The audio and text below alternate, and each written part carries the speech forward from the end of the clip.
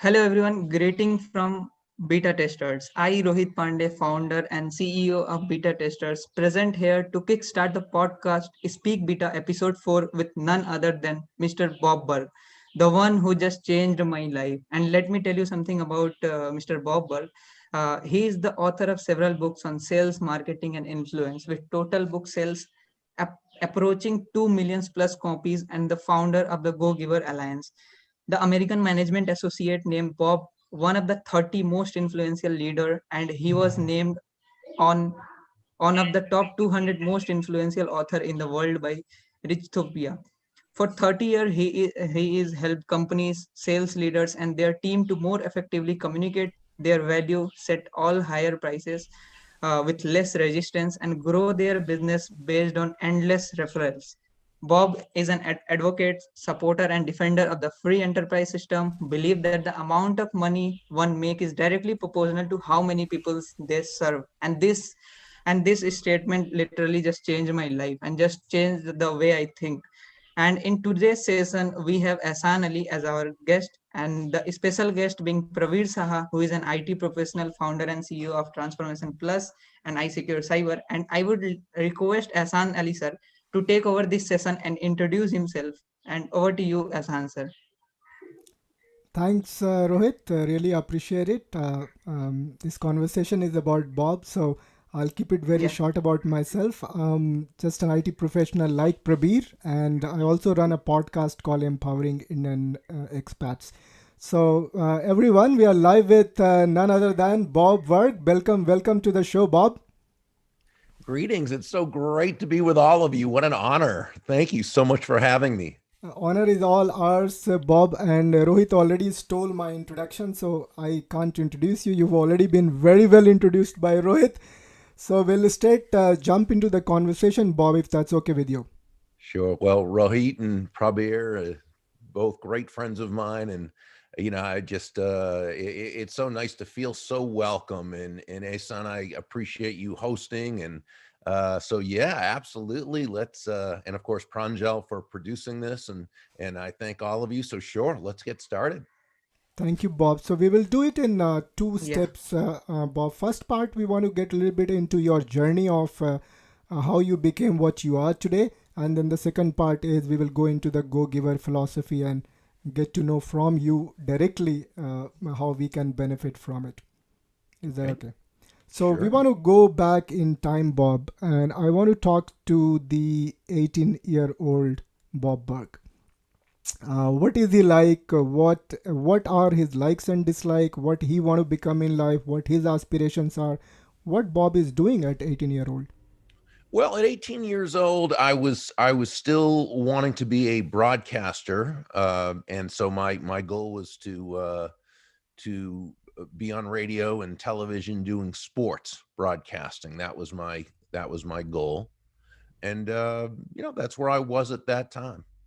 And you did become a sports journalist, sports broadcaster for a while. Yeah, first on radio, I was in a sports broadcaster, and then I moved to television, and I could only get a job in news. There wasn't a sports job opening, so it was only in news. So I took the news job until I could find a way to get into sports. But I really wasn't that good, when it came to broadcasting, and so I was not in broadcasting for more than a few years until I then went into sales, and sales is where things really took off for me, because now at first I did not do well in sales at all. For the first few months, I floundered, did not do well because I didn't know how to sell. I had no formal sales experience, and the company I was with, I don't think they did either.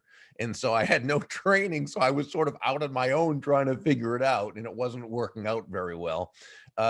And then one day I was in a bookstore. Now, this is about 40 years ago. So sales books and sales materials weren't as prevalent as they are now.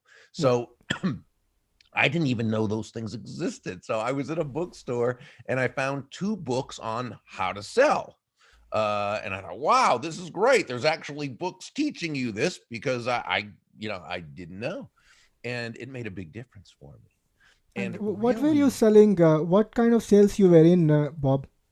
Well, at first I was in broadcast sales, so I was selling Okay. advertising time for television and radio because those were the, that's what I knew. Yeah, And yeah. and so what happened was I got those books and I began to study them. And I was learning them and I was really putting it into practice. And really within a short period of time, my sales began to go very well. Now, here's what this told me, that if you have a methodology for doing something, right, a system, if you will, you can pretty much accomplish, almost anything you set your mind to, right? What is a system? Well, it's the process for predictably achieving a goal based on a logical and specific set of how-to principles. The key being predictability. If it's been proven that by doing A, you'll get the desired results of B, then you know that all you need to do is A and continue to do A and continue to do A, and you'll get the desired results of B. And that's what I did. But here was the fascinating part to me.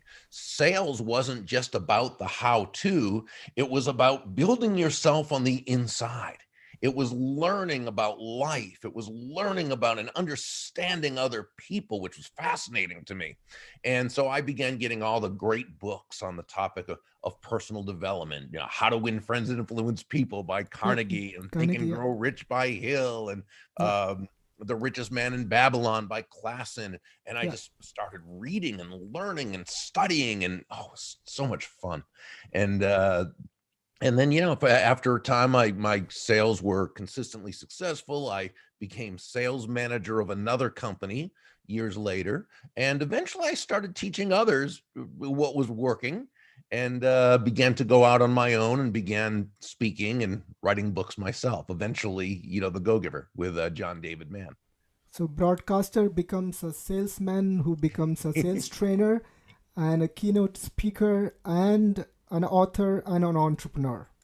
Exactly. Did you Exactly right. envision these things when you were 18, Bob? Or it's a I don't know that I necessarily knew those were options as as I got older. Back when I was younger, you didn't really hear about people who were speakers, who were professional speakers. It just wasn't something that you knew. Now, of course, that's people know that's a big thing. But back then, it wasn't something you knew. So I just figured I just figured I'd be in broadcasting my whole life. But things change.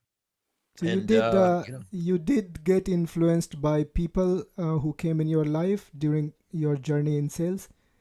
yeah. And I was very lucky that I had great parents, still do have great parents who really taught me, how to be a person, right? How to be a good person, how to add value to others' lives, how to be kind, how to be. So I had a good example. I think that's so important, when that's the case. So but as I got older and got into business, and sure, I started learning from people who I felt were whose values were congruent with mine, and who had a lot they could teach me. And I was a very willing student, and I wanted to learn. And so I think that, to the degree that we can stay teachable and coachable, and always wanting to keep learning, never feeling as though we've arrived, but instead looking to always, take that next step in our progress. I think that's important. That's very valuable, Bob. And the reason I asked that question is the community that we represent. We happen to be pretty sharp, intelligent people. Most of us have engineering background, Mhm. but we try to build our life and career on our own with a little bit of copying from the surrounding. And surrounding typically is masses, not really exceptional individuals.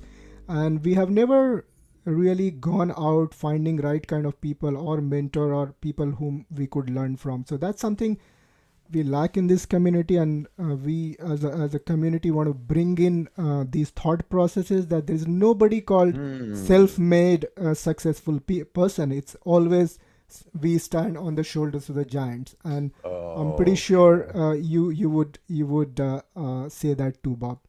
Yeah, I mean, I think it's up to us individually to make the effort, and to be the kind of person who can create relationships with others and be someone who earns other people's knowing, liking, and trusting. So, I think it's both. We certainly have to take responsibility for the success we have.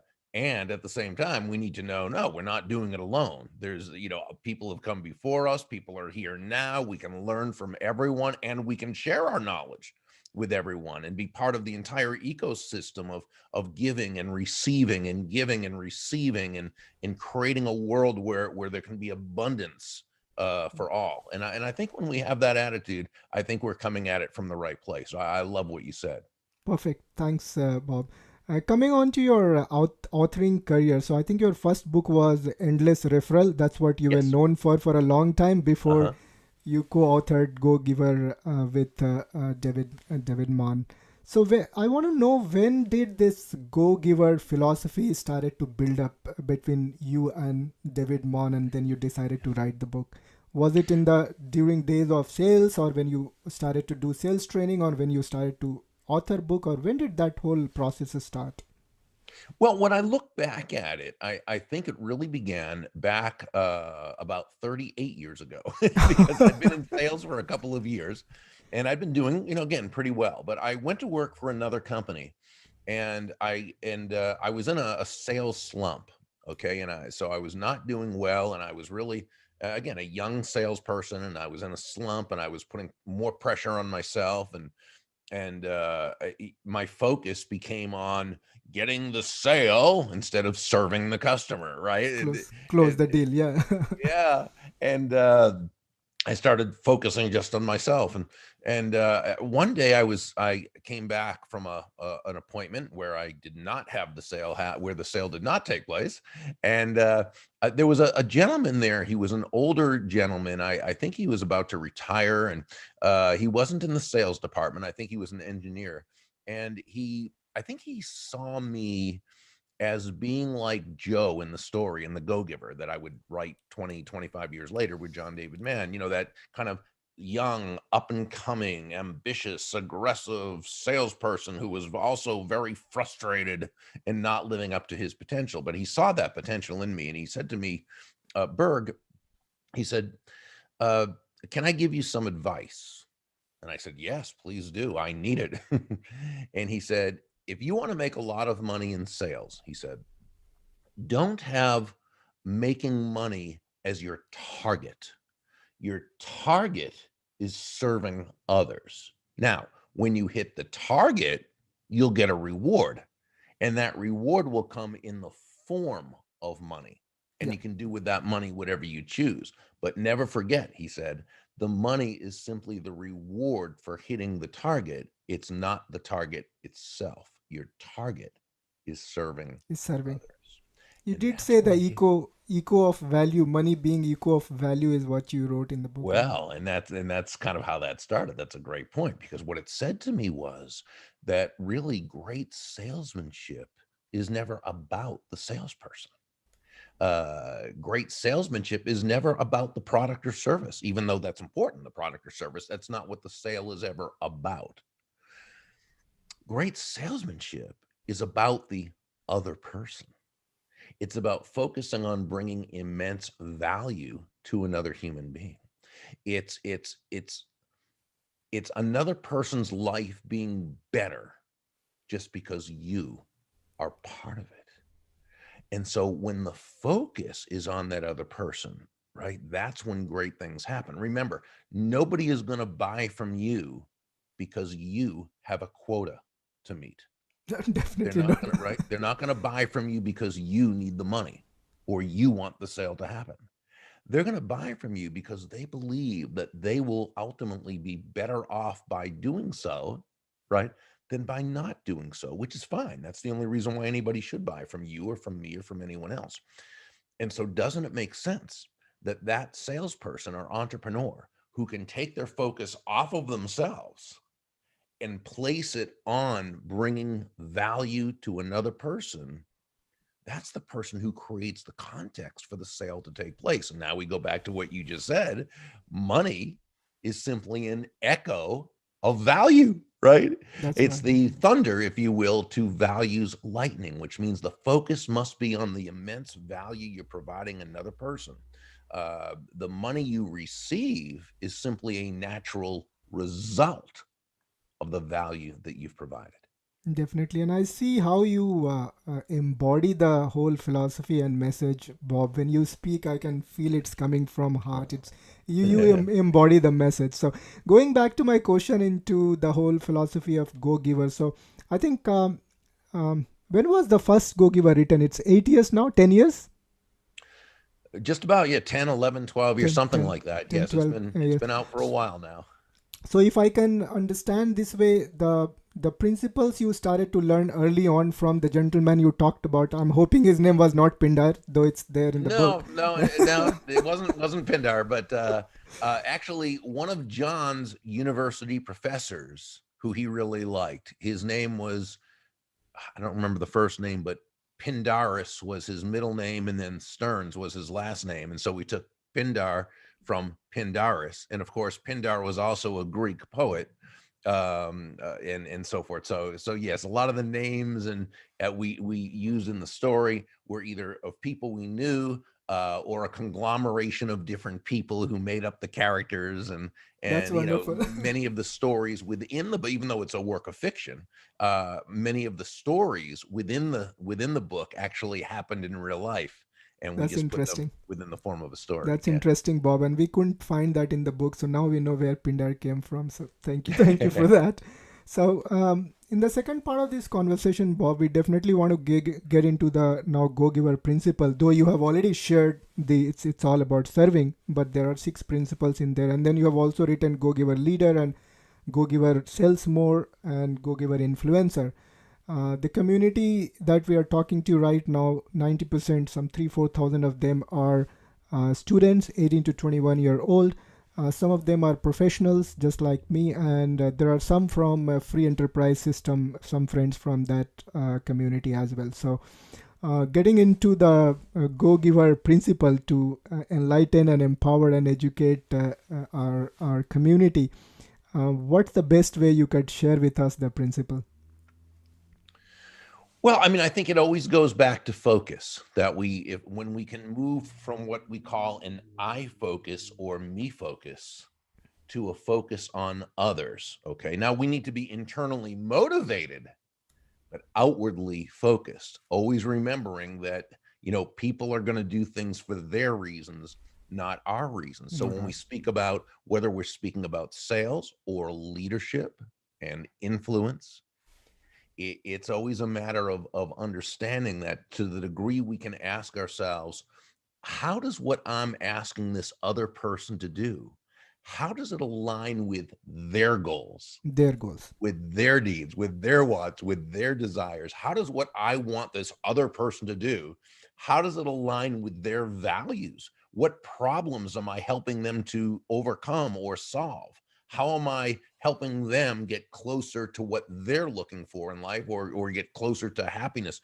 And, I think when we ask ourselves these questions thoughtfully and intelligently, genuinely, authentically, not as a way to manipulate another person into doing our will, but as a way of building everyone in the process, now we have come a lot closer to earning people's commitment to our ideas, because it's really about them.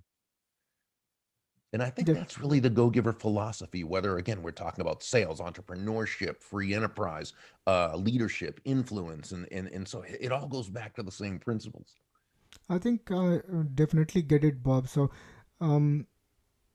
after we read your book, or I and the other people who read book, we are definitely putting our best effort to follow it, and eventually it becomes a way of thinking. In the beginning it was more conscious that I had to think, and then it becomes Great point. Second in nature. Great point. I would ask the same question to you as well. So when not the Pindar, but somebody like Pindar first time told you, Bob, this is not the way to become successful in sales, you got to look at other person's interest first, and so on and so forth, and based on that you wrote these 5 principles. It doesn't come automatically. I mean, I like it as a principle, but it takes time to really embody those concepts. Anything you want to share on that? How you have transformed so many organizations and individual in last 30 years of your professional sales career. Thank you. How do you do that? How do you help individual really transition into this new mindset? I think it begins with a person being aware. You made a great point when you said, well, Bob, someone said to you, well, this maybe isn't the way you're doing it now isn't the best way to do it. Well, what if I went, no, it's fine. It's doing great, right? I wouldn't have been in a position to learn, right? So Right. I think first it begins with consciousness. It begins with awareness that there's an issue. Now, it might not be that the person's not doing well already. They may be doing well, but they know they could be doing a lot better. They could be happier at what they're doing. They could be making more money. They could be touching more lives. They could feel better about themselves, but they may be doing well, but they understand maybe there's a better way. Or it could be that person who's very frustrated, not doing well at all. And somebody says, may I share an idea with you that might even help you to, and the person says, well, yeah, I'd be open. So it first comes with someone being open to the idea. Once they're open to that idea, now they're in a position to change or to improve upon their current position by maybe doing things a little bit differently. So first it's that awareness. Then I think it's that understanding that, somebody might say, well, Bob, yeah, this GoGiver stuff sounds fine. Focus on others, but I need the money. I need to go. Yeah. And that's fine. I understand that, of course. So now let's ask the question, which way is going to actually help you to earn more money? Right. If you go into a presentation focused on yourself and what you need, or if you go into a presentation focused on their needs. Again, they're not going to buy because you want them to, right? So which way is going to be better for you? Is it to focus on them or just to focus on yourself? And I think when we think about it, most people would come to realize, yeah, by focusing on them. Zig Ziglar, who was this great, wonderful, amazing speaker and teacher, and so used to say, you can have everything in life you want if you'll just help enough other people get what they want. And I think that's one of the most beautiful sayings I have ever heard. It's the epitome of the free market system where no one is forced to buy from you, but they buy because they believe they will benefit. If your focus is on helping them get what they want, what they need, what they desire, the reward is going to be, again, the money you receive. So when someone first has that awareness of that they need to make a change, then the understanding that taking your focus off yourself and placing it on the other person is not self-sacrificial at all, but it's the most profitable thing you can do. And so I think that's really where it comes So in. it all starts with the willingness to listen and realize and really questioning, like, is it really working what I do, and Right. can we do it it is more authentic. So you 5 laws that you said, Bob: law of value, law of compensation, law of influence, law of authenticity, and law of receptivity. So law, whatever you shared so far, I can understand. Law of value is covered, law of compensation is covered. So compensation is proportionate to the amount of value you add. Yeah. Law Because of it's not just bringing value to one person. It's also, it's how many lives you impact right, with that value. right. Yeah. And in terms of law of influence, what's the essence? Like, when your focus is all about serving, that's when you influence others more. Mhm. Is that the principle there? Yes, it's placing your focus on them, understanding, as Joe in the store, who was the protege in the story, he learned from several of the mentors what they call the golden rule of sales, or Yeah. of business. And that is that all things being equal, people will do business with and refer business to those people they know, like, and trust. Trust. Absolutely. Well, there's no faster, better, more powerful, more effective way of eliciting those know, like, and trust feelings toward you from others than by genuinely and authentically moving from that I focus to that focus on them. Yeah. And as you do this constantly and consistently, you begin to develop that reputation as that person who always has other people's interests at heart, who has other people's well-being at heart, and you become that go-to person Right. who people know, like, and trust. They become yours. We mentioned in the book, they become your personal walking ambassadors. Yeah, no, definitely, Bob. And we are in the time where it's no more about a hierarchy, even in a career and job. It's all about influence. You could be at any level, but you may have the highest level of influence in the organization because of the principles that you talked about, plus the way you add value and everything. So I'm completely with you on that. The next one, the fourth one, is the authenticity. How would we really, how would authenticity be really add value in this whole influence and success principles? Yeah, well, when we really are ourselves, right, and we show up sort of the same way all the time, right? People feel good about us. They feel comfortable with us. They feel safe with us because that sort of that consistency in action speaks to our character. Okay. Um, in the Go-Giver leader, Aunt Elle, who was the main mentor in that story, said to Ben, the protege, that what you have to offer, you give least of all through what you say. Now, what you say is also very important. Don't get me wrong. Okay. We need to be able to speak kindly and tactfully and clear in a way that's right. But it's the least important. More important, of course, is what you do. But most important, she said, is who you are. And that's where character comes into play. Character comes from an old Greek word meaning scrape or scratch. It came to mean an engraved marking and eventually a defining quality. Now, if we were to wax poetic, we could say that character is what happens when life etches or scratches itself onto your soul. But even not being poetic, we could say Practical, yeah. that it's your uh, total character traits, right? It's your character is sort of a combination of all your traits, your characteristics, character. Now, here's the interesting thing. With people of high character, there are two things. They tend to stand for something, and we always know where they stand. Now, it doesn't mean we always have to agree with them. That's not the issue. But we know where they stand. It's consistent, Consistency. right? It's I got it. authentic. I got And it. so, with people of high character, it's not that they don't make mistakes. Of course they do. They're human. It's not that they don't course correct. Absolutely they do. It's a sign of high character to be able to know when you're wrong and correct course, right? And it's not that they're not flexible on strategy. Sure they are. But when it comes to those values-based decisions, they are immovable, immutable, and unchangeable. And Definitely. that's why we trust them, right? True. And I think that's what authenticity is about. I would define authenticity as living congruently and With acting congruently with one's values. got it. No, true. I'm just curious here, Bob, when you brought this as one of the principles or one of the law of success here in the book, did you observe in the organization people living on unauthentically? Even if you ask me, I don't think I was always authentic in my work environment. For me, I have a family life, which is my personal life, and I have a work life. I'm different in work. I need to be polished and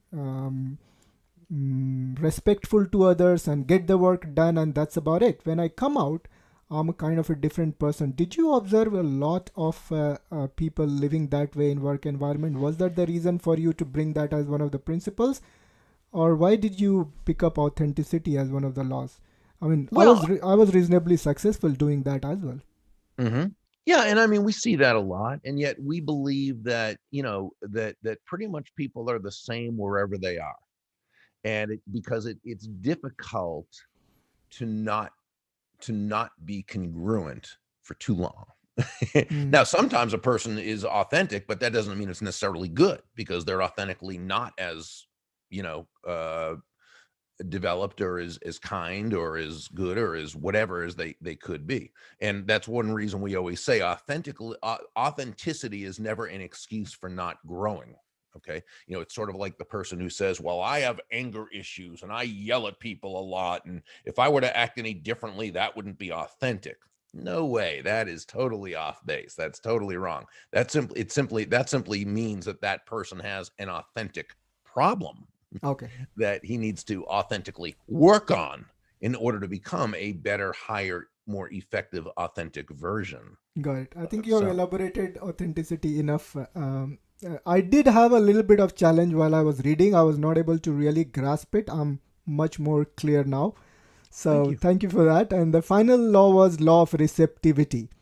And the way I understand is the more you give is more you get. The more you give is more you get, but you got to be open to receive. Is that what it means, Bob? It's sort of like this. You breathe out and you breathe in. It's not one or the other. It's both, right? It's both. You breathe out carbon dioxide, breathe in oxygen. Breathe out, which is giving. Breathe in, which is receiving. Now, the world around us gives us very negative messages about prosperity, about money, about business, about abundance. Well, it's too bad because so much of it is incorrect, okay?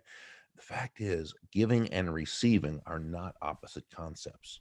They're simply two sides of the very same coin, and they work in tandem. It's not you're a giver or a receiver. No, you're a giver and a receiver.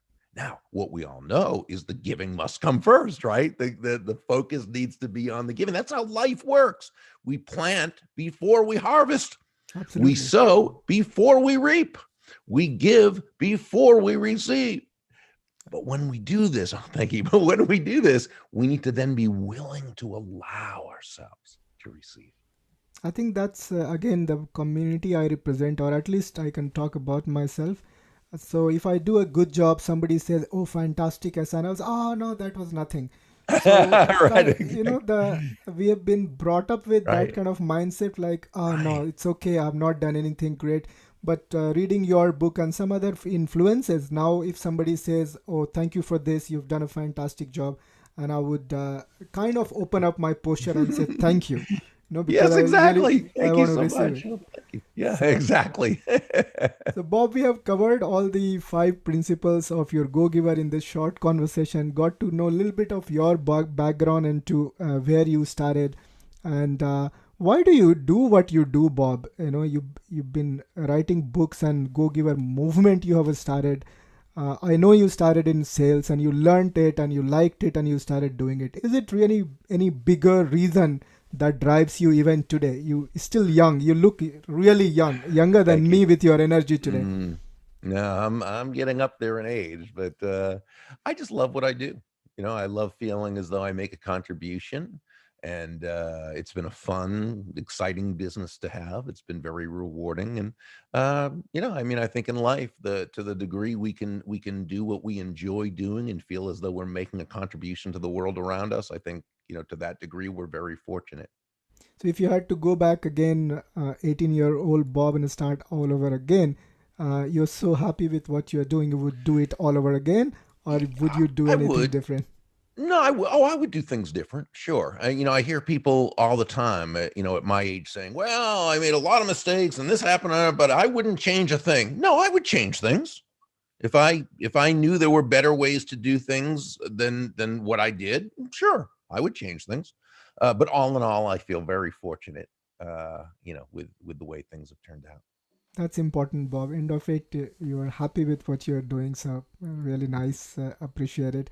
Now, I have gone through your not only book, the whole setup, your ecosystem of business. You have entrepreneurs training, you have sales training. You've got a lot going on. Book is one part of it. Do you want to quickly share how the whole ecosystem is, so some of the listeners might want to utilize your product and services and the whole ecosystem that you have?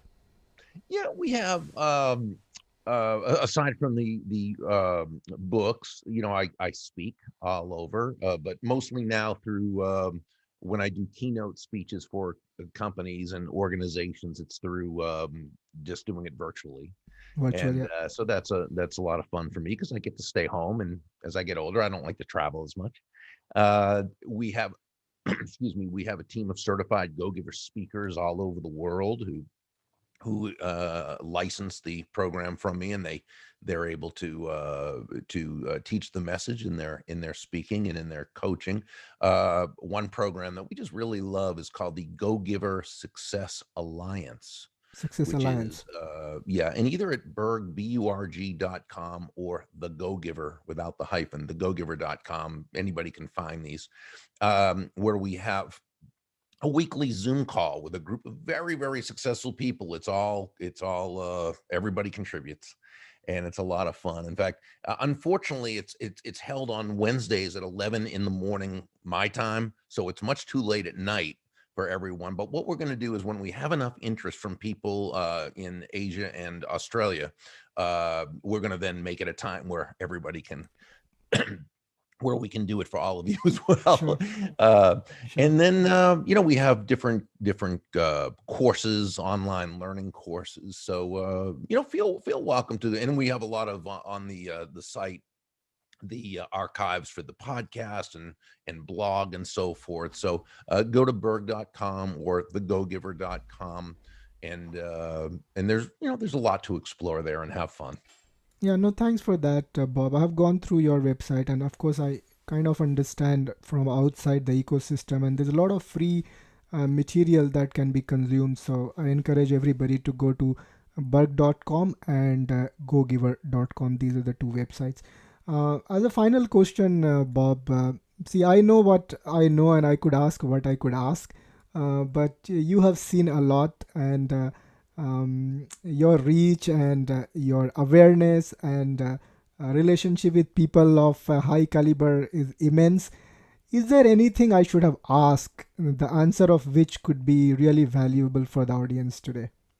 I think you asked a lot of wonderful questions, and I feel privileged and honored again just to be with all of you and get to spend some of my Sunday morning with you with a cup of coffee and great conversation. And so I just appreciate all of you so much.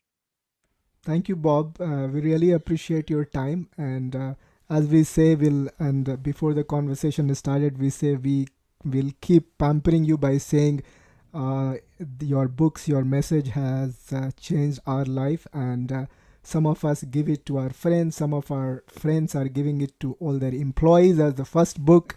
When they come in, no company book, this is the book you got to read and send me the notes before you start, and so on and so forth. So we feel very humble and privileged to have this conversation with you. Thank you so much, Bob. My absolute pleasure. Thank you. And have a wonderful Sunday.